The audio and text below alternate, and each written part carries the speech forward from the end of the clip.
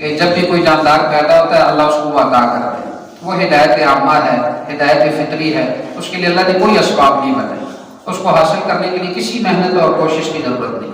لیکن سامعین محترم جو دوسری ہدایت ہے، جیسے انسان بالغ ہونے کے بعد اس کو ہدایت کی ضرورت ہے، یہ وہ ہدایت ہے کہ کیسے وہ زندگی گزارے، کیسے اس نے آخرت کی تیاری کرنی ہے، کیسے اللہ کے حکموں کو پورا کرنا ہے، صراط مستقیم کیا ہے، حلال کیا ہے، حرام کیا ہے۔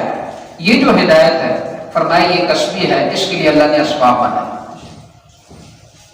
کہ فرمایا کہ جب تک آدمی ان اسباب کو اختیار نہیں کرے گا، کوشش اور محنت نہیں کرے گا، دل کے اندر طلب نہیں ہوگی، تو اللہ یہ ہدایت اس کو عطا نہیں۔ اور یہ ہدایت کہاں سے ملے گی، اسباب کیا ہیں؟ فرمایا اسی ہدایت کے لیے، رہنمائی کے لیے اللہ تبارک و تعالیٰ نے کم و بیش 1.5 لاکھ کے قریب انبیاء اور رسولوں کو بھیجا۔ توجہ فرمائے سامعین، کتنے انبیاء اور رسول؟ 1.5 لاکھ کے قریب اللہ نے وقتاً فوقتاً بھیجے، کس کے لیے؟ اسی رہنمائی کے لیے کہ لوگوں کو مل جائے، لوگ اس کو حاصل کریں۔ اسی طرح اللہ تبارک و تعالیٰ نے 100 سے زائد صحیفے اور کتابیں نازل فرمائی اسی ہدایت کے لیے۔ پھر اللہ تبارک و تعالیٰ نے صحابہ کرام کو پیدا فرمایا، تابعین کو پیدا فرمایا، تبع تابعین کو پیدا فرمایا اس امت کے اندر، کیونکہ نبی کریم صلی اللہ علیہ وسلم کے بعد اب کسی نبی نے نہیں آنا۔ اللہ تبارک و تعالیٰ نے اس امت کو جب تک قیامت نہیں آئے گی، اللہ تبارک و تعالیٰ ایسے اسباب پیدا فرمائیں گے کہ جو ہدایت حاصل کرنا چاہے تو قیامت کے دن یہ نہیں کر سکتا، یہ شکوہ نہیں کر سکتا کہ مجھے ہدایت کا موقع نہیں ملا، کوئی سبب نہیں ملا۔ اللہ نے بڑے بڑے محدثین پیدا فرمائے، مفسرین پیدا فرمائے، مبلغین پیدا فرمائے، اولیاء کرام پیدا فرمائے، مجددین پیدا فرمائے۔ اور اب دیکھیں مساجد اور مدارس کا انتظام ہے، علماء موجود ہیں کہ اگر کسی کے اندر طلب پیدا ہو جائے اور اس ہدایت کو حاصل کرنا چاہے تو اللہ اس کو ہدایت عطا فرمائے۔ لیکن سامعین محترم یاد رکھیں کہ ایک آدمی جس کے اندر طلب نہ ہو، شوق نہ ہو، جذبہ نہ ہو، اور اس کو اپنی ضرورت ہی نہ سمجھے، حالانکہ مقصد ہے ہدایت، لیکن اس کو ضرورت کے درجے میں بھی نہیں رکھتا، تو یاد رکھیں بے طلب کو اللہ کبھی بھی ہدایت نہیں ہے۔ تو فرمایا جس کے اندر طلب ہوگی تو وہ حبشہ کا بلال ہو رضی اللہ عنہ، اللہ اس کو ہدایت بھی دیں گے اور اتنا بڑا مرتبہ اور مقام بھی عطا فرمائیں گے کہ نبی علیہ السلام جنت کے اندر جا رہے ہیں اور وہ زمین پر چل رہے ہیں، قدموں کی آواز جنت کے اندر سنائی دے۔ اب دیکھیں طلب تھی ان کے اندر، اور اگر طلب نہ ہو تو نبی کریم صلی اللہ علیہ وسلم کے چچا ہیں، نبی کریم صلی اللہ علیہ وسلم کے قریبی خاندان والے ہیں، لیکن ان کے اندر طلب نہیں، مخالفت تھی، دشمنی تھی، ہٹ درمی تھی، اللہ نے ان کو ہدایت سے محروم کر دیا۔ اللہ کے بالکل قریب رشتہ دار، پڑوسی جتنے بھی تھے نبی کریم صلی اللہ علیہ وسلم کے سب میں سے یعنی کسی نے اسلام قبول نہیں کیا، آپ اندازہ لگا رہے ہیں، کیونکہ ان کے اندر طلب نہیں تھی۔ اللہ دلوں کو دیکھتے ہیں، اس کے اندر طلب ہے، شوق ہے، کوئی جذبہ ہے تو اللہ فوراً اس کو پھر توفیق عطا فرماتے ہیں، وہ ہدایت کو اور دین کو قبول کر لیتے ہیں۔ اب ایک آدمی اس کو نماز کی فکر ہی نہیں، ضرورت ہی نہیں سمجھتا، اس کو اتنا معمولی سمجھتا ہے، تو یاد رکھیں اللہ کسی کا محتاج نہیں ہے۔ اللہ پھر ایسے آدمی کو اپنے گھر میں آنے کی توفیق نہیں ہے۔ مال ہے، وہ کہتے ہیں بس سب کچھ میرے پاس ہے، مجھے کسی کی کوئی ضرورت نہیں، میں اللہ کے راستے میں خرچ کروں یا نہ کروں، میری مرضی میں جیسے کماؤں، میری مرضی میں جیسے خرچ کروں۔ جب وہ اپنے آپ کو مستغنی سمجھتا ہے کہ میں کسی کا محتاج نہیں ہوں، حالانکہ یہ تو اللہ کی صفت ہے کہ اللہ کسی کا محتاج نہیں، تو سامعین محترم بڑا مال ہو اس کے پاس، اللہ اس کو کامیابی عطا نہیں کریں گے، اور آپ دیکھیں گے کہ کبھی اس کا مال اللہ قبول نہیں فرمائے گا، کیونکہ اللہ کو ضرورت نہیں ہے، تو ہماری ضرورت ہے، ہمارا مقصد ہے کہ ہم اس کو حاصل کریں۔ یہ تو ہمارے فائدے کے لیے کہ اللہ نے اتنے اسباب پیدا فرمائے، ہدایت کے انبیاء کرام کو بھیجا اور مرسلین کو بھیجا، کتابیں نازل فرمائی، صحابہ کرام، تابعین، اور انہوں نے کتنی مشقت برداشت کی، سامعین محترم ہم سوچ بھی نہیں سکتے کہ دین کا کام کرنا، ہدایت کو قبول کرنا اور پھر ہدایت کی دعوت دینا کہ لوگ سننے کے لیے تیار نہ ہوں، لوگ مخالفت کریں، لوگ قبول نہ کریں، اور آگے سے مقابلہ اور دشمنی شروع کر دیں، لڑائیوں تک نوبت آ جائے، تو سامعین محترم دین کا کام کرنا، دین کی دعوت دینا بڑا مشکل کام۔ تو پھر ایسے لوگوں کے لیے اللہ کی طرف سے فرشتے آتے ہیں، خوشخبریاں سناتے ہیں، اللہ پھر ان کو ہدایت کے بلند درجات عطا فرمائے، دنیا بھی چمک دی اور آخرت بھی فرمائے چمک دی۔ تو اللہ تعالیٰ کی نعمتوں سے اس کے ہمیں قدر کرنی چاہیے کہ جتنی یہ نعمت اللہ نے ہمیں عطا کی، اس میں سے بہت بڑی نعمت یہ کہ اللہ نے اپنے گھر میں آنے کی توفیق دی، اللہ نے ہمیں ہدایت عطا کی، اگر اللہ نے ہمیں تمیز یہ عطا کی ہے کہ حلال کیا حرام کیا، اللہ کی بہت بڑی نعمت، اس پر ہم اللہ کا شکر ادا کریں۔ تو یہ وہ ہدایت ہے کسبی جس کے لیے اللہ نے اسباب پیدا کیا۔ پھر سامعین محترم علماء کرام فرماتے ہیں کہ جو ہدایت ہے اتنی قیمتی چیز ہے کہ آپ نے دیکھا ہوگا ہر نماز میں، نماز کی ہر رکعت میں اللہ سے مانگتے ہیں اہدنا الصراط المستقیم۔ فرمایا جتنی بھی دعائیں ہیں ان میں سے سب سے بہترین دعا یہ سورہ فاتحہ ہے، کیونکہ اس کے اندر آدمی اللہ سے کیا مانگتے ہیں کہ اے اللہ تو مجھے سیدھا راستہ دکھا، صراط مستقیم دکھا کہ میں سیدھے راستے پر رہوں، گمراہی سے مجھے محفوظ فرما، غلط راستے سے مجھے محفوظ فرما۔ تو فرمایا سب سے بہترین اور جامع دعا وہ سورہ فاتحہ۔ ہر رکعت میں ہم اللہ سے مانگیں اہدنا الصراط المستقیم، اے اللہ تو مجھے سیدھا راستہ دکھا، اس کی رہنمائی عطا فرما، اس پر استقامت عطا فرما۔ اور علماء کرام فرماتے ہیں کہ انہوں نے لکھا ہے کتابوں کے اندر یہ جو ہدایت ہے اس کے 4 درجات ہیں۔ ہدایت فرمایا کہ پہلا درجہ جو ہدایت کا وہ انابت ہے۔ انابت کا یہی معنی ہے سامعین محترم، پہلا درجہ جو پہلی سیڑھی ہے ہدایت درجات میں سے جو پہلا درجہ وہ یہ ہے انابت، یعنی اللہ کی طرف رجوع کرنا، طلب کرنا، کوشش کرنا کہ ہدایت مجھے حاصل ہو، یہ ہدایت مجھے مل جائے۔ تو جس کے دل کے اندر یہ طلب ہو، انابت ہوگی، تو فرمایا کہ جو پہلا درجہ حاصل کر لے گا انابت کا، اس کے بعد دوسرا درجہ ہے کہ اللہ پھر اس کو ہدایت عطا فرمائے۔ قرآن کریم کے اندر آتا ہے انابت کے بارے میں کہ یہدی الیہ من ینیب، اللہ تبارک و تعالیٰ کا ارشاد ہے کہ اللہ تعالیٰ اپنی طرف اسی کو ہدایت دیتے ہیں ینیب، جو انابت کرتا ہے، دل کے اندر طلب رکھتا ہے۔ دوسرے مقام پہ اللہ فرماتے ہیں یہدی الیہ من اناب، اللہ اسی کو ہدایت عطا فرماتے ہیں، ہدایت دیتے ہیں کہ جس کے اندر انابت ہو، یعنی طلب۔ میں نے آپ سے پہلے بھی کہا کہ یعنی طلب نہ ہو، دنیا اللہ ہر ایک کو عطا فرماتے ہیں، طلب ہو یا نہ ہو، کیونکہ اللہ نے اپنے ذمہ لیا ہے کہ جو بھی اس روئے زمین پر کوئی بھی جاندار ہے، اس کا جو رزق ہے، اس کی جو روزی ہے، ضروریات، وہ اللہ فرماتے ہیں میرے سے۔ آپ دیکھیں دنیا کے اندر کتنے غیر مسلم ہیں، مسلمانوں سے بھی زیادہ ہیں ان کے بعد، تو ان کی تعداد زیادہ ہے، باوجود غیر مسلم ہونے کے کہ اللہ کو نہیں مانتے، اللہ کا انکار کرتے ہیں، اور اللہ نے جو دین عطا کیا اس کو نہیں مانتے، نبی علیہ السلام پر ایمان نہیں لاتے، لیکن ان کی جو ضروریات ہیں اسی طرح پوری ہو رہی کیونکہ اللہ نے اس کا ذمہ لیا۔ تو دیکھیں جو بے طلب ہیں ان کو بھی اللہ دنیا دے دے، اور چونکہ دنیا ان کے لیے فرمایا جنت الکافر، یہ دنیا کافر کے لیے جنت ہے، کیونکہ جتنے خواہشات اللہ دنیا کے اندر پوری کر رہے ہیں، بڑے بڑے مکانات میں، محلات میں، گاڑیوں میں گھوم رہے ہیں، لیکن جو سب سے بڑی نعمت ہے ہدایت، اس سے محروم۔ فرمایا کہ سجن المومن، یہ دنیا مومن کے لیے قید خانہ ہے، ایسی زندگی گزارے جیسے کہ آدمی قید کے اندر ہے، اپنی مرضی سے زندگی نہیں گزار سکتا، ایسے دنیا کے اندر بھی اس طرح رہے کہ جو کام کرے اللہ اور اس کے رسول صلی اللہ علیہ وسلم کی مرضی کے مطابق۔ تو دنیا بے طلب کو بھی اللہ عطا فرماتے ہیں، لیکن فرمایا جو دین ہے، ہدایت ہے، اور نماز کی توفیق، زکوٰۃ کی توفیق، حج کی توفیق، نیک اعمال کی توفیق، یہ اللہ اس کو عطا فرماتے ہیں، اور وہ کر سکتا ہے کہ جس کے اندر انابت اور طلب۔ بے طلب کو اللہ یہ چیزیں عطا نہیں فرماتے کہ وہ اپنے آپ کو مستغنی سمجھ رہا ہے کہ مجھے ضرورت نہیں، تو اللہ کو تو کسی چیز کی ضرورت نہیں، اللہ تو کسی کا محتاج نہیں۔ فرمایا ساری مخلوق اللہ کی محتاج ہے اپنے ہر کام کے اندر، لیکن اللہ تبارک و تعالیٰ اپنے کسی کام کے اندر مخلوق میں سے کسی کا محتاج ہے۔ تو جب بندے کے اندر اتنا تکبر آ جائے تو فرمایا کہ پھر اللہ اس کو قبول نہیں فرماتے، نہ اس کو، نہ اس کے بال کو، نہ اس کے جسم کو، نہ اس کے وقت کو، نہ اس کی صلاحیت کو، پھر اللہ اس سے دین کی خدمت نہیں لیتے، دین کی اس کو قبول نہیں فرماتے۔ اس لیے سامعین محترم سب سے پہلے اپنے اندر انابت پیدا کریں کہ میرے اندر جو نیک عمل کے اندر کوئی کوتاہی ہے، کوئی وجہ ہے کہ میرے اندر طلب نہیں ہے، اللہ کی طرف انابت نہیں ہے، جس کی وجہ سے اللہ نے مجھے محروم کر دیا۔ اے اللہ میرے اندر یہ طلب پیدا فرما، میں طلب کرتا ہوں، تو اس نیک عمل کی توفیق مجھے عطا فرما۔ تو آپ دیکھیں اللہ ہدایت دیتے ہیں، اللہ فوراً اس دعا کو قبول فرما۔ سامعین محترم انابت جب ہو جائے تو اس کے بعد دوسرا درجہ ہے کہ پھر اللہ تبارک و تعالیٰ ہدایت عطا فرماتا ہے، اور فرمایا کہ جس کو اللہ ہدایت دے کوئی اسے گمراہ نہیں کر سکتا۔ من یہدہ اللہ فلا مضل لہ، کوئی گمراہ نہیں کر سکتا۔ جب اللہ نے ہدایت دے دی تو اللہ کا مقابلہ کون کر سکتا؟ اور فرمایا وَمَن يُضْلِلْهُ، جس کو اللہ گمراہ کر دے تو فَلَا هَادِيَ لَهُ، تو پھر کوئی اس کو ہدایت دینے والا نہیں، کوئی اس کو ہدایت نہیں دے سکتا۔ تو اس لیے یہ ہدایت اللہ کے خزانوں میں سے خاص چیز ہے، عظیم چیز ہے، بہت بڑی نعمت ہے۔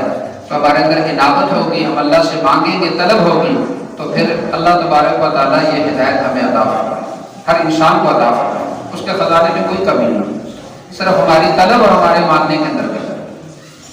سامعین محترم، انابت اور ہدایت کے بعد پھر تیسرا درجہ ہے۔ اللہ نے ہدایت تو دے دی کہ ایمان قبول کر لیا، نماز شروع کر دی، لیکن فرمایا کہ اس سے بڑھ کر پھر ایک تیسرا درجہ ہے استقامت، کہ جو نیک عمل شروع کر دیا، ایمان کو جب قبول کر لیا تو اب اس پر جم جا، اس پر ڈٹے رہنا، اس کو چھوڑنا نہیں ہے۔ کتنے ہی لوگ ہیں دنیا کے لالچ کی وجہ سے اور کسی وجہ سے، فرمایا کہ غلط ماحول کی وجہ سے گمراہ ہو جاتے ہیں، مرتد ہو جاتے ہیں۔ اتنی بڑی ہدایت اللہ نے عطا کی لیکن استقامت سے محروم۔ نماز شروع کی، کچھ دن نماز پڑھتے رہے، پھر اس کے اندر کوتاہی آئے گی، اس کو ترک کر دیا۔ زکوٰۃ پہ آئے، پھر اس کو ترک کر دیا۔ حج کا ارادہ کیا، پھر اس کو ترک کر دیا۔ اب اللہ نے کوئی روشنی دکھائی، ہدایت دی، کوئی سبب بنایا اللہ نے، لیکن کیا ہے کہ پھر کمی آ گئی، کوتاہی آ گئی، جس کی وجہ سے اللہ نے استقامت سے محروم کیا۔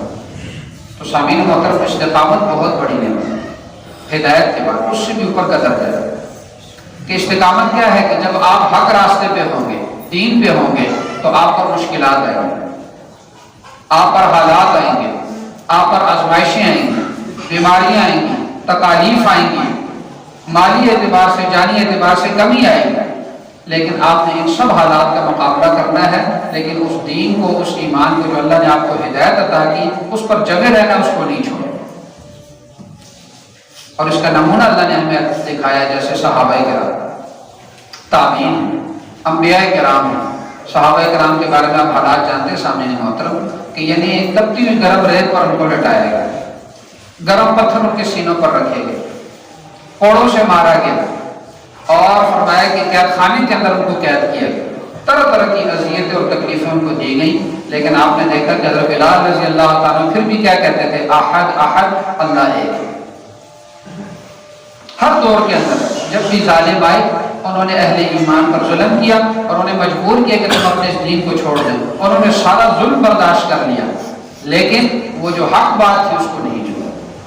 امام احمد بن حنبل رحمہ اللہ کے بارے میں آتا ہے، انہوں نے ایک حق مسئلہ بیان کیا تو ان کو حاکم وقت نے قید کر دیا، روزانہ ان کو کوڑے مارے جاتے، روزانہ، کہ آپ اس مسئلے کو چھوڑ دیں، اس سے رجوع کر لیں، کیونکہ وہ مسئلہ بادشاہ کے مذہب کے مطابق نہیں۔ انہوں نے کہا میں نے کسی بادشاہ کی پرواہ نہیں کرنی، میں تو اس بادشاہ کی پرواہ کروں گا کہ جس نے ان کو یہ عارضی بادشاہ عطا کی۔ تو وہ قید کے اندر رہے، روزانہ کوڑے کھاتے رہے سامعین محترم، لیکن انہوں نے اس حق مسئلے کو نہیں چھوڑا۔ اسی لیے خواب کے اندر اللہ نے اپنی تجلیات ان کو نصیب فرمائی، اتنا بڑا مقام بنا ہے۔ اور چار جو بڑے امام ہیں ان میں سے ایک مقام اللہ نے ان کو عطا کیا، امام احمد بن حنبل رحمہ اللہ۔ عرب کے اندر جتنے لوگ ہیں دیکھیں، زیادہ تر حنبلی ہیں، حنابلہ ہیں، ان کے مذہب کے مطابق جو انہوں نے قول بیان کیا اس کے مطابق نماز بھی پڑھتے ہیں، اس کے مطابق زکوٰۃ بھی دیتے ہیں، اپنے آپ کو حنبلی کہتے ہیں۔ تو یہ ویسے ہو گیا نہیں، اس کے اندر بہت بڑی پیچھے قربانی ہے، اللہ کے ساتھ ایک تعلق ہے کہ انہوں نے ایک مسئلے کی خاطر اتنی قربانی کی۔ لیکن سامعین محترم، جن کے پاس استقامت نہیں ہوتی، جو درباری ہوتے ہیں، وہ کیا ہوتا ہے، تھوڑے سے حالات آتے ہیں، تھوڑی سی سختی آتی ہے تو فوراً وہ اپنے مسئلے کو بدل دیتے ہیں، وہ حق بات کو چھوڑ دیتے ہیں۔ یہ کیا ہے کہ اللہ نے ان کو ہدایت دی لیکن استقامت سے محروم ہو گئے۔ تو سامعین محترم، یہ دنیا آخرت کے اندر ناکام ہے کہ ایک حق بات ہے اور کسی دباؤ کی وجہ سے انہوں نے استقامت کو چھوڑ دیا، اس سے انکار کر دیا اور غلط مسئلہ لے آیا۔ تو ہدایت کے بعد بڑا درجہ کیا ہے؟ استقامت۔ یہاں تک کہ فرمایا کہ حدیث پاک میں آتا ہے کہ استقامت جو ہے، نبی علیہ السلام فرماتے ہیں کہ اللہ سے استقامت مانگو، کرامت نہ مانگو۔ اطلب الاستقامت ولا تطلب الکرامت۔ بعض لوگ ہوتے ہیں کرامات بہت دیکھتے ہیں کہ نیک آدمی ہے تب مانوں گا جب اس کے اندر کوئی کرامت ہے، ماحول ایسا بن گیا ہے۔ حالانکہ سامعین محترم، کرامت نہیں، نبی علیہ السلام فرماتے ہیں کہ اللہ سے استقامت مانگو، کہ جو ہدایت اللہ تو نے مجھے عطا کی، موت تک اسی پر مجھے قائم رکھا۔ بڑے بڑے حالات آئے فرمایا ولا تطلبوا الکرامۃ، نبی علیہ السلام فرماتے ہیں کرامت نہ مانگو، کیوں؟ فإن الاستقامۃ فوق ألف کرامۃ، کہ استقامت 1000 کرامتوں سے بڑھ کر، ایک استقامت یعنی 1000 کرامتیں آ جائیں، کرامات آ جائیں تو ایک استقامت کا مقابلہ نہیں کر سکتے۔ قرآن پاک کے اندر آتا ہے کہ ان الذین قالوا ربنا اللہ، کہ وہ لوگ جنہوں نے کہا کہ ہمارا رب اللہ ہے، ثم استقاموا، پھر اس پر ڈٹے رہے، موت تک آگ کے اندر ڈالا گیا لیکن انہوں نے یہی کہا ربنا اللہ، ہمارا رب اللہ ہے، تو فرمایا کہ پھر اللہ تبارک و تعالیٰ تتنزل علیہم الملائکہ، ان پر فرشتے اتارتے ہیں جو انہیں آ کر خوشخبری دیتے ہیں کہ کوئی غم کی ضرورت نہیں، کوئی فکر کی ضرورت نہیں، وہ ابشروا بالجنہ، تمہیں خوشخبری ہو اس جنت کی کہ جو تم سے وعدہ کیا گیا ہے، جیسی تمہیں موت آئے گی تم جنت کے اندر داخل ہو۔ روایات کے اندر آتا ہے کہ ظالم بادشاہ نے ایک عورت کو جب کہا کہ مجھے رب مانو، انہوں نے انکار کر دیا، تو اس نے ایک بچے کو آگ میں ڈالا، دوسرے کو ڈالا، تیسرے کو ڈالا، 4 بیٹے تھے اس کے، چوتھا جو تھا وہ دودھ پیتا ہوا چھوٹا بچہ تھا، تو جب اس کو ڈالنے لگے تو والدہ پریشان ہو کہ اتنا ظلم کی انتہا ہے کہ وہ یہ کہہ رہے ہیں کہ اللہ میں مجھے رب مانو، انہوں نے انکار کر دیا، تو ایک ایک کر کے سب کو آگ میں ڈالا۔ تو فرمایا کہ جب اس بچے کو والدہ کو ڈالنے لگے تو والدہ پریشان ہو گئی کہ چلو مجھے ڈال دو، اس بچے کو چھوڑ دو۔ تو جن بچوں کے بارے میں آتا ہے کہ انہوں نے بچپن کے اندر بات کی یہ ہے، تو اس بچے نے کہا کہ یہ جو آپ کو آگ نظر آ رہی ہے یہ آگ نہیں، یہ جنت کا باغ ہے، اللہ کی خاطر آپ کیا کر رہے ہیں کہ یہ آگ کے اندر ہمیں ڈال رہے ہیں، پریشان ہونے کی ضرورت نہیں۔ تو ایک بچے نے اپنی ماں کو تسلی دی۔ تو سامعین محترم، اس پر اللہ کی طرف سے رحمتیں، برکتیں اور اللہ کی مدد شامل حال ہو۔ اللہ اتنے قدردار، صرف کیا ہے کہ ہم اللہ سے استقامت کریں۔ اور سامعین محترم، چوتھا درجہ پھر یہ ہوتا ہے کہ جو یعنی جس کے اندر طلب ہو، پھر اللہ اس کو ہدایت بھی دے دے، پھر اللہ اس کو استقامت بھی دے دے، تو پھر ایک مقام ایسا آتا ہے کہ اس کے بارے میں علماء فرماتے ہیں ربط القلب، کہ اللہ پھر دل کو مضبوط کر دیتے ہیں، دل پر گرہ لگا دیتے ہیں، دل کو باندھ دیتے ہیں کسی چیز کے ساتھ، پھر موت تک وہ آدمی کبھی گمراہ نہیں ہو سکتا۔ پھر ایسی استقامت اللہ تعالیٰ فرماتے ہیں جو موت تک قائم رہتے ہیں۔ یہ چوتھا اور آخری درجہ ہے۔ سورہ کاف کے اندر اس کا ذکر آتا ہے کہ وہ جو اصحاب کاف کے غار والے، تو بعض روایات میں آتا ہے کہ 3 آدمی تھے، بعض میں آتا ہے 5 تھے، اور ایک روایت میں آتا ہے کہ کل 7 آدمی تھے، بالکل نوجوان تھے۔ انہوں نے کیا کیا کہ یعنی اس وقت کا جو بادشاہ تھا اس کے مذہب کو انہوں نے چھوڑ دیا۔ پوری قوم کو وہی مذہب تھا کہ یہ ہمارا بادشاہ ہے، یہی ہمارا رب ہے، یہی ہمارا الہ ہے۔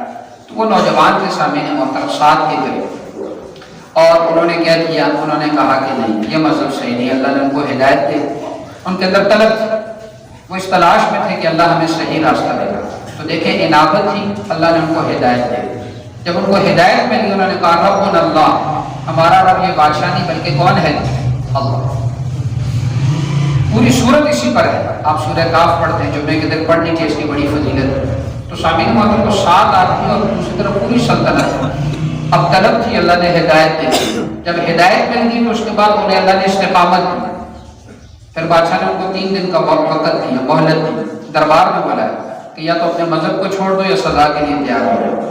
تو انہوں نے اپنا وہ وطن سب کو چھوڑ دیا اور ہجرت پر مجبور ہو گئے، اپنا علاقہ چھوڑ کر چلے گئے، لیکن اپنے دین کو نہیں چھوڑا۔ جب ایک دفعہ کہہ دیا ہمارا رب اللہ ہے تو سامعین محترم اس پر جاؤ۔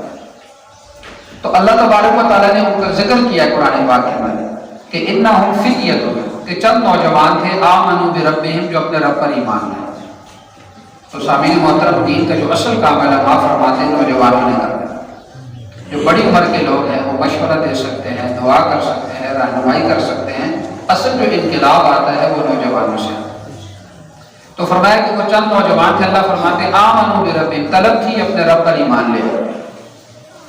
پھر اللہ فرماتے ہیں کہ زدناہم ہدی، لیکن بڑے مخلص تھے تو ہم نے ان کی ہدایت میں اضافہ کر دیا، انہوں نے استقامت دی، اسی پر جمے رہے۔ پھر آگے اللہ تبارک و تعالیٰ فرماتے ہیں وَرَبَطْنَا عَلَىٰ قُلُوبِهِمْ، ہم نے ان کے دلوں کو مضبوط کر دیا، اور ایسا مضبوط کر دیا کہ 309 سال تک فرمایا وہ غار کے اندر رہے، 309 سال۔ اس کے بعد جب اٹھے تو ایک دوسرے سے پوچھنے لگے کہ کتنا عرصہ رہے، تو بعضوں نے کہا 1 دن، بعضوں نے کہا 1 دن کا کچھ حصہ۔ اللہ ان کی کروٹیں بدلتے رہے، اللہ ان کو دھوپ کی گرمی سے بچاتے رہے، اللہ نے ان کی حفاظت کی۔ کیوں؟ انہوں نے صرف ایک جملہ کہا، ربنا اللہ، ہمارا رب اللہ ہے، اور پوری سلطنت کے مقابلے میں آگے استقامت اختیار کی۔ اللہ نے ان کے دلوں کو مضبوط کر دیا، تو اللہ نے ان کی حفاظت فرمائی کہ 309 سال تک اللہ نے ان کو سلائے رکھا۔ تو سامعین محترم، وہ اللہ جو ان نوجوانوں کو پوری سلطنت سے بچا سکتا ہے، ان کی حفاظت کر سکتا ہے، 309 سال تک انہیں نیند دے سکتا ہے، پھر انہیں بیدار کیا، تو سامعین محترم آپ بتائیں کہ جب ہم نیک عمل کریں گے اور ایسے حالات میں جو آپ کے سامنے ہم قیامت کے قریب جا رہے ہیں، نیکی کرنا، اس ایمان کو قبول کرنا، سنت طریقے کو اختیار کرنا، یہ کوئی معمولی عمل نہیں ہے۔ اللہ بڑے قدردان ہے، آپ دیکھیں گے کہ اس پر اللہ ہمیں دنیا میں بھی نوازیں گے، آخرت کے اندر بھی نوازیں گے۔ ہمارا کام یہ ہے کہ ہم دل کے اندر طلب پیدا کریں کہ اللہ مجھے نیکی کی توفیق عطا فرما، گناہوں سے محفوظ ہو، اور پھر اللہ جب ہدایت دے دے، اللہ سے استقامت مانگے، اور یہ مانگے کہ اللہ میرے دل کو مضبوط کر دے کہ جو تو نے مجھے نیک عمل کی توفیق دی ہے، موت تک اس پر قائم رکھ، اس سے محروم نہ فرما۔ تو اللہ تبارک و تعالیٰ دیکھیں دعا کو قبول فرمائیں گے اور ایسی ہدایت عطا فرمائیں گے جس سے ہمیں دنیا میں بھی کامیابی ملے گی، آخرت کے اندر۔ اللہ تبارک و تعالیٰ